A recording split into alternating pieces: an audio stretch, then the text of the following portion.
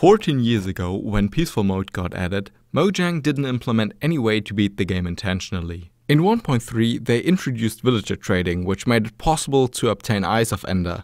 And in 1.9 they changed the villager trades but implemented that an end portal will activate when generating with 12 eyes already filled in.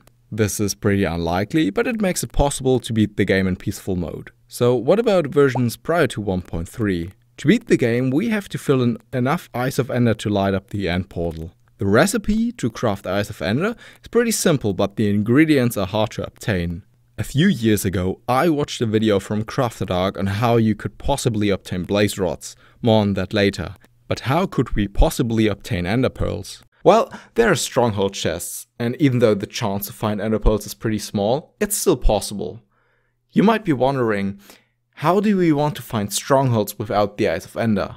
Well, luckily the official Minecraft launcher has a feature for this. To activate it, you have to go into settings and set Open Output Log when Minecraft Java Edition starts. When you have this extra window open and walk around in your world, you might see two numbers popping up in the log. Those are straight up the chunk coordinates of the stronghold you just loaded in. Why did they add this feature? I don't know, but it exists and we will use it. Once you located a stronghold and dug into it, you check all stronghold chests and realize, damn, I didn't get a single pearl and the end portal had 0 Eyes of Ender filled in already. Luckily, with the location of a stronghold, it makes it much easier to find the other 2 strongholds in your world, which you can check for extra pearls. But you should only do that if you already got a decent amount of pearls in your first stronghold, obviously. So that's the point where you reset most of the time. It might take a few attempts because pearls are pretty rare. But eventually, after 75 resets, which doesn't sound like a lot, but trust me, that took a while, I found this seed. 2 pearls in stronghold chests and 5 eyes already in the portal. The 5 eye alone only has a chance of roughly 0.4% to generate like this.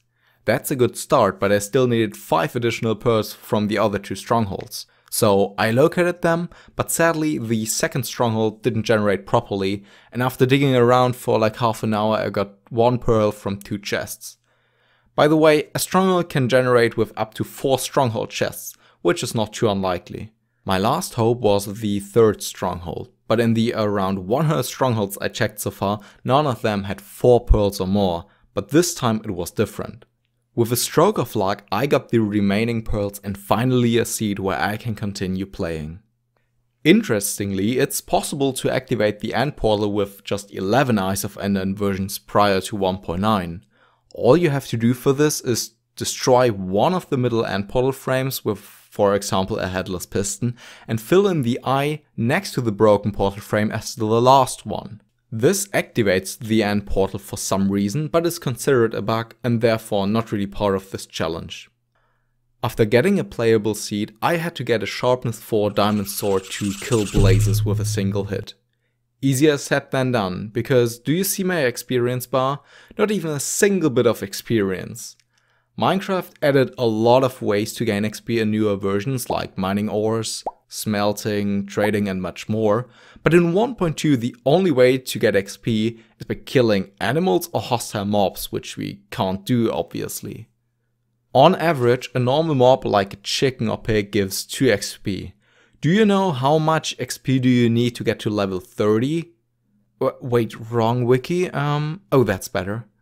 You need 1475 experience, which is already a lot, until you realize you have to get to level 50 because enchanting in 1.2 was extraordinarily difficult. So you need around 5000 XP. I decided to build a chicken farm for this because chickens are the mobs which can reproduce the most quickest because of breeding plus eggs. After building a wheat field and constantly AFKing to throw the eggs, I finally had enough chicken to lag my computer? Well, eventually after many hours I finally had enough levels to enchant my sword. It only took 2500 lives of innocent animals. Now I had enough XP to enchant my sword. The problem was, in 1.2 enchanting is completely random except you use a tool to crack the enchantment RNG. I didn't really want to risk to play for so many hours just to get Smite or Bane of Arthropods onto my sword, so I decided to use a little tool for this instead. After putting in some enchantment values, the tool told me I had to put the sword into the enchantment table 11 times to get sharpness 4 and looting 3. Looking back at this, it was definitely a mistake to not go for sharpness 5. In this challenge there were many milestones and each one was harder than the one before. I didn't expect the blaze rod part to be that difficult. After entering the nether, I found a nether fortress and a blaze spawner after a while. How do we want to kill blazes now? Well, in 1.2 the game spawns blazes at blaze spawners, but after one tick the game realizes, oh wait, why are there mobs? I should despawn them because we are on peaceful difficulty, right? All you have to do to get blaze rods is just killing the blaze in a one tick window. The most annoying part was once again the amount of luck required for this step. The blaze had to spawn directly in front of me while I click in the perfect tick while doing a critical hit, and even then the sharpness enchantment has a random value which has to be big enough so I can one hit the blaze. Dude, that's so much RNG required for this. After 3 hours and 26 blaze hits later, I got my first kill and oh my god, the looting paid off. I can't imagine how long this split could have taken if the blaze didn't drop. After this ridiculously lucky moment, all there was left to do was killing the dragon. I went back to the overworld, crafted all my Eyes of Ender, filled them in and gathered some materials for the end fight. Most of the time the end fight is the hardest part of the run, but in comparison to the other stuff I had to endure during this run, killing the Ender Dragon was pretty chill actually. Normally bats don't do any damage in peaceful mode, but I wanted to double check that so I don't get a surprise in the end fight. It was definitely a good decision to do that. A few minutes and many bow shots later the dragon was finally beaten. In total I had to spend around 20 hours resetting seeds to get a playable one, and once I got this seed it took another 18 hours to finish the run, on the hardest, more or less intentional game mode of vanilla Minecraft. I really hope you enjoyed watching the video. See ya.